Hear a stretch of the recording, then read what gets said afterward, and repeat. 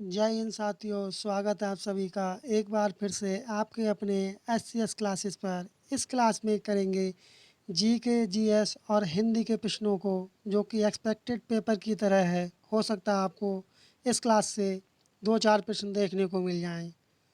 बढ़ते हैं अपने प्रश्नों की श्रृंखला की तरफ। क्लास को पूरा देखें, कहीं से भी स्किप ना करें। पहला प्रश्न अपना आ चुका है स्क्रीन पर। पहला प्रश्न अपना है कि निम्नलिखित में से कौन सा नागरिक और राजनीतिक अधिकार है। नागरिक और राजनीतिक अधिकार कौन सा है आपको बताना है। स्वास्थ्य सेवा का अधिकार, शिक्षा का अधिकार, बोलने और अभिव्यक्ति की स्वतंत्रता का अधिकार, सामाजिक सुरक्षा का अधिकार। तब कौन सा इसका सही जवाब होगा साथियों, कमेंट बॉक्स में बताएं। इसका सही जवाब होगा बोलने और अभिव्यक्ति की स्वतंत्रता का अधिकार। ऑप्शन सी वाला इसका सही जवाब होगा। बढ़ते हैं अगले प्रश्न की तरफ। अगला प्रश्न है, अंतर्राष्ट्रीय साक्षरता दिवस कब मनाया जाता है आपको बताना है। ये कब मनाया जाता है। ये मनाया जाता है 8 सितंबर को। आपको 1 से 2 प्रश्न दिवस से भी संबंधित देखने को मिले थे, जो 23 अगस्त को पेपर हुआ था। इसलिए दिवसों को देख लें, एक बार रिवाइज मार लें पेपर देने से पहले। अगला प्रश्न है, साधारण नमक का रासायनिक नाम क्या है आपको बताना है। इसका साधारण नाम होता है सोडियम क्लोराइड। ऑप्शन ए वाला इसका सही हो जाएगा। अगला प्रश्न है, निम्नलिखित में से लेखक खुशवंत सिंह ने कौन सी पुस्तक लिखी है। तो खुशवंत सिंह ने कौन सी पुस्तक लिखी है। ये पुस्तक लिखी है train to Pakistan. Option A वाला इसका सही हो जाएगा। बढ़ते हैं अगले प्रश्न की तरफ। अगला प्रश्न है, निम्नलिखित में से कौन सा राजकोषीय नीति उपकरण है जिसका उपयोग सरकारें आर्थिक गतिविधि को प्रभावित करने के लिए करती हैं। तब वह कौन सा है। ये आपका है राजकोषीय नीति। ऑप्शन बी वाला इसका सही जवाब होगा। बढ़ते हैं अगले प्रश्न की तरफ। अगला प्रश्न है, भारतीय रेलवे का मुख्यालय कहाँ पर है आपको बताना है। ये कहाँ है। ये स्थित है नई दिल्ली में। अगला प्रश्न है, घुमूरा नृत्य किस राज्य की लोक नृत्य है। तब ये किस राज्य की है। ये जो है उड़ीसा राज्य की है। आपको इससे पहले जो क्लास कराई थी उसमें ये बताया गया था। अगला प्रश्न है, फसल कटाई के मौसम को चिन्हित करने के लिए कौन सा त्यौहार मनाया जाता है। यह मनाया जाता है मकर संक्रांति। ऑप्शन ए वाला इसका सही जवाब हो जाएगा। बढ़ते हैं अगले प्रश्न की तरफ। अगला प्रश्न है, निम्नलिखित में से कौन सा केंद्र द्वारा राज्यों को दिया जाने वाला अनुदान सहायता का एक प्रकार है। तब ये कौन सा है आपको बताना है।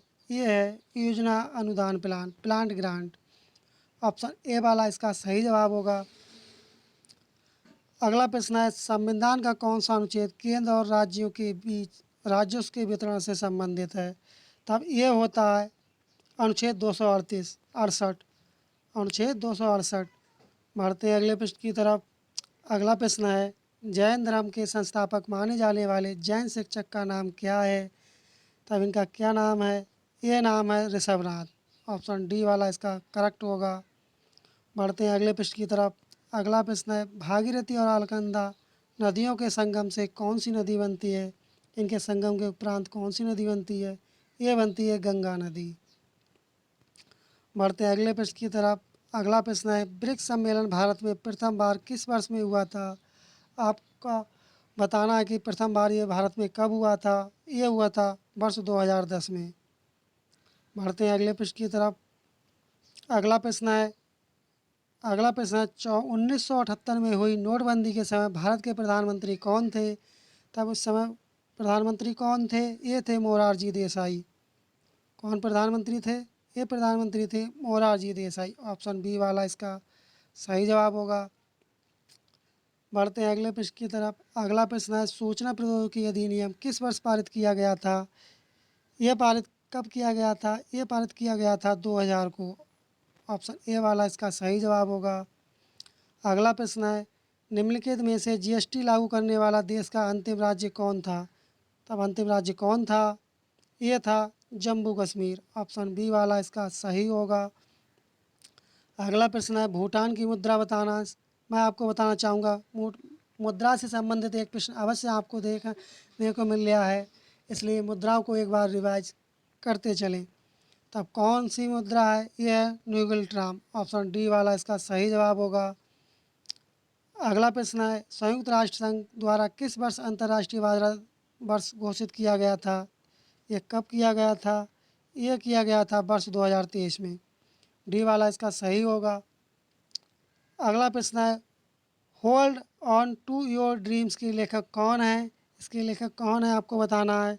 इसके लेखक हैं रस्किन बॉन्ड। ऑप्शन बी वाला इसका सही जवाब होगा। बढ़ते हैं अगले प्रश्न की तरफ। अगला प्रश्न है, सुपर मॉम के नाम से किसे संबोधित किया जाता है या किया गया? तब इसका सही जवाब होगा ऑप्शन ए, मैरी कॉम के लिए। बढ़ते हैं अगले प्रश्न की तरफ। अगला प्रश्न है, चंद्रयान 3 का लैंडर जिस स्थान पर उतरा है उस पॉइंट का क्या नाम रखा गया? ये प्रश्न 23 तारीख की फर्स्ट शिफ्ट में पूछा गया है। तब इसका सही जवाब क्या होगा? इसका सही जवाब होगा शिव शक्ति। तब इसका सही जवाब क्या हो जाएगा? इसका सही जवाब हो जाएगा शिव शक्ति। बढ़ते हैं अगले प्रश्न की तरफ। अगला प्रश्न है, निम्नलिखित में से किस पंचवर्षीय योजना में गरीबी हटाओ का नारा दिया गया था? ये कौन सी योजना थी? ये योजना कौन सी थी? ये योजना थी 7वीं पंचवर्षीय योजना। ऑप्शन ए वाला इसका सही जवाब होगा। अगला प्रश्न है, आत्मनिर्भर भारत अभियान किस वर्ष प्रारंभ की गई है? ये प्रारंभ की गई थी 2020 में। कब प्रारंभ की गई थी? 2020 में। ऑप्शन ए वाला इसका सही जवाब होगा। अगला प्रश्न है, global fire power military state ranking 2024 में भारत का स्थान कितना है? तो भारत का स्थान कितना है? भारत का स्थान है चौथा। ऑप्शन सी वाला इसका सही होगा। अगला प्रश्न है, भारत में इन्फोसिस का मुख्यालय किस स्थान पर स्थित है? ये स्थित है बेंगलोर में। ऑप्शन बी वाला इसका सही होगा। अगला प्रश्न है, विश्व की सर्वाधिक ऊंचाई पर स्थित सड़क मार्ग कौन सा है आपको बताना है। तब ये कौन सा है जो सबसे ऊंचाई पर है? ये सड़क है लेह और श्रीनगर मार्ग वाली।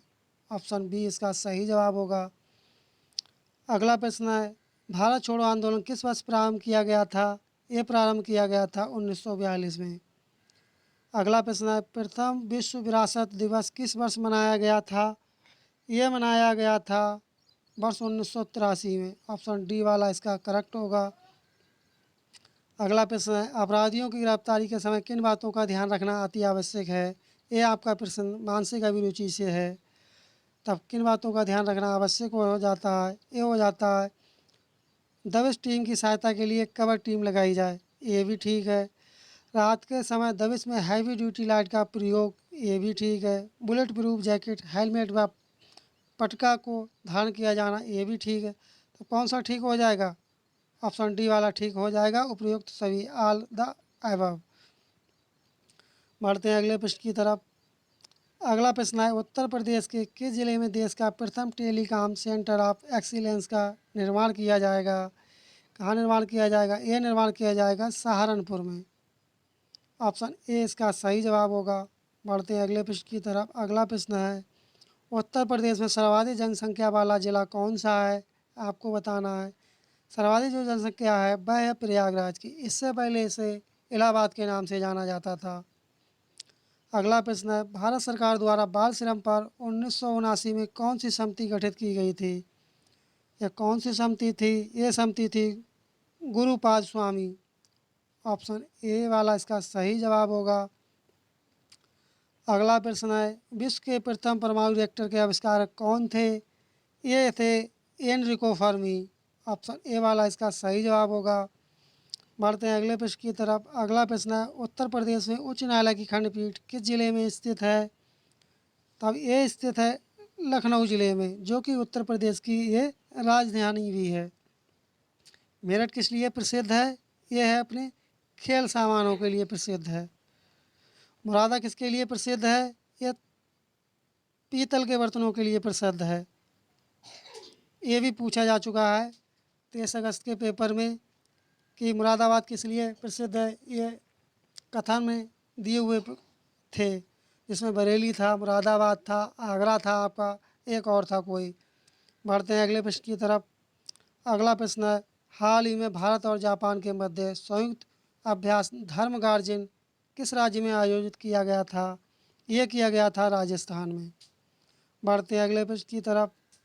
अगला प्रश्न है, प्रधानमंत्री सूर्योदय योजना के अंतर्गत कितने परिवार को अपने घरों पर सौर ऊर्जा प्राप्त होगी? तो अब ऐसे कितने घर होंगे? ये होंगे 1 करोड़। बढ़ते हैं अगले प्रश्न की तरफ। अगला प्रश्न है, अमृत भारत स्टेशन योजना के तहत कितने रेलवे स्टेशनों के पुनर्विकास के लिए लक्ष्य रखा गया है? ये लक्ष्य रखा गया है 1275, जो कि ये वेरी वेरी इंपॉर्टेंट क्वेश्चंस है।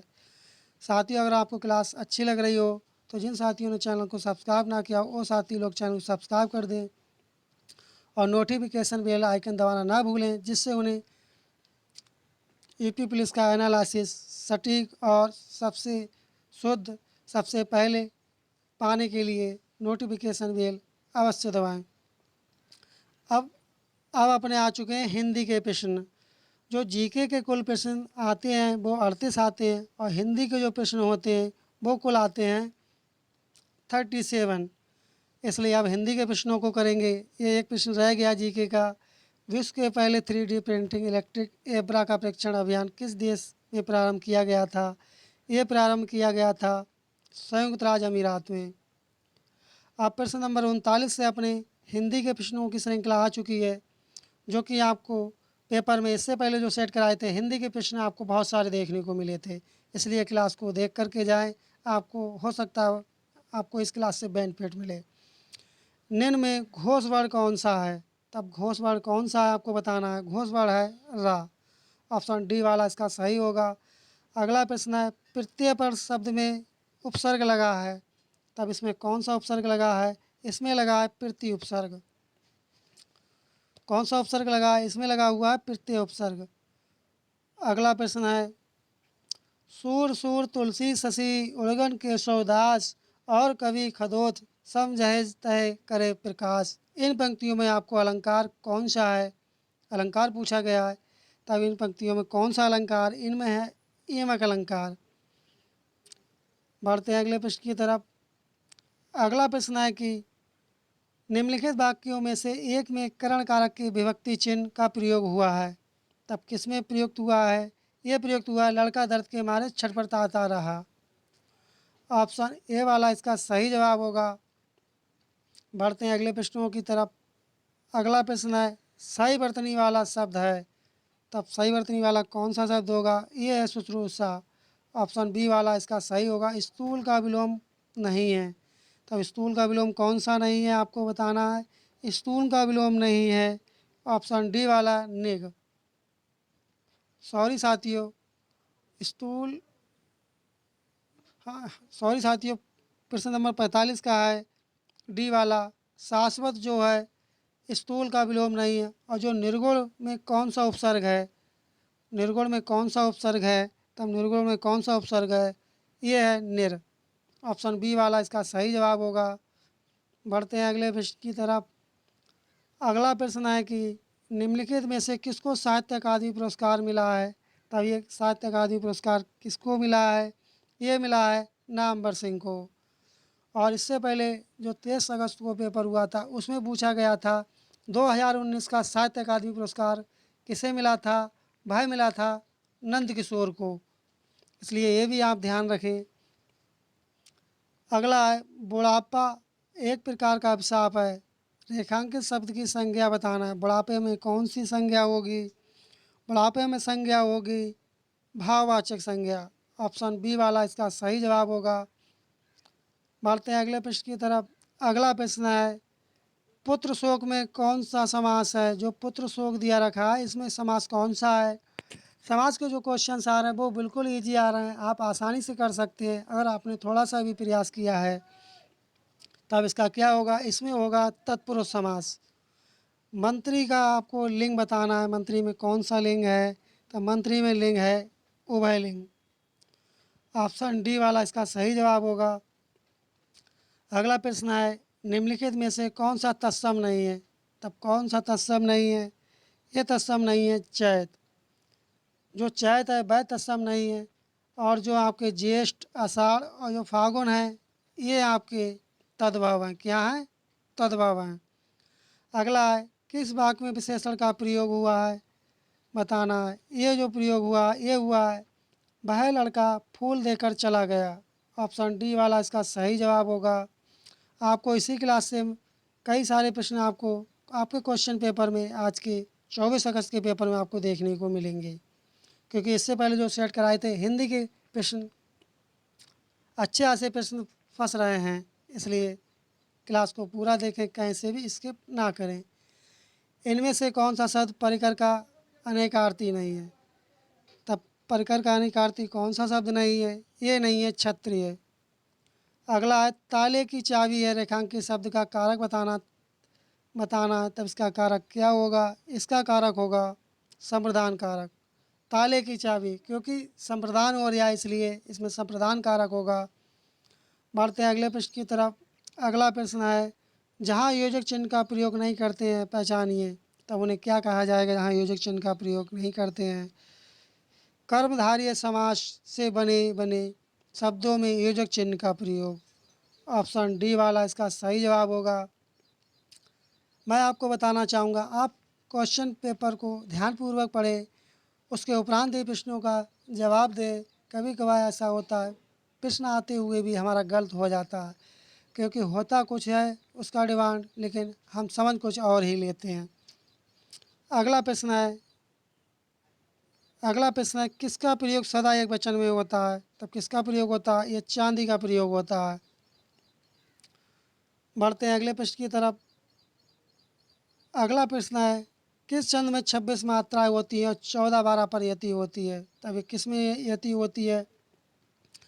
जो साथी लोग इसका जवाब ऑप्शन सी बता रहे हैं गीत का, वो बिल्कुल सही जवाब बताना। शुद्ध बताना है, शुद्ध छाटना कि कौन सा लिखा हुआ है इसमें। तब कौन सा शुद्ध लिखा हुआ है? ये लिखा हुआ है अभ्यस्त। अगला है मेरी जेब में 10 रुपये हैं, वाक्य में प्रयुक्त काल कौन सा होगा? तब इसमें काल कौन सा होगा? इसमें काल प्रयुक्त होगा पूर्ण वर्तमान काल। ऑप्शन बी वाला इसका सही जवाब होगा। अगला प्रश्न है निम्नलिखित में से कौन सा स्थायी भाव नहीं है?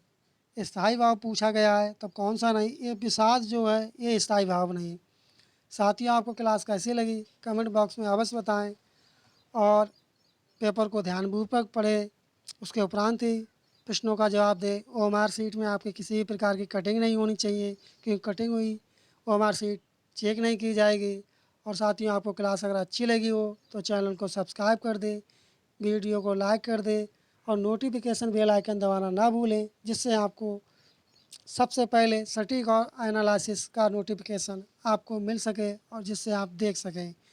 मिलते हैं जल्द ही नेक्स्ट क्लास में, तब तक के लिए धन्यवाद। जय हिंद, जय भारत।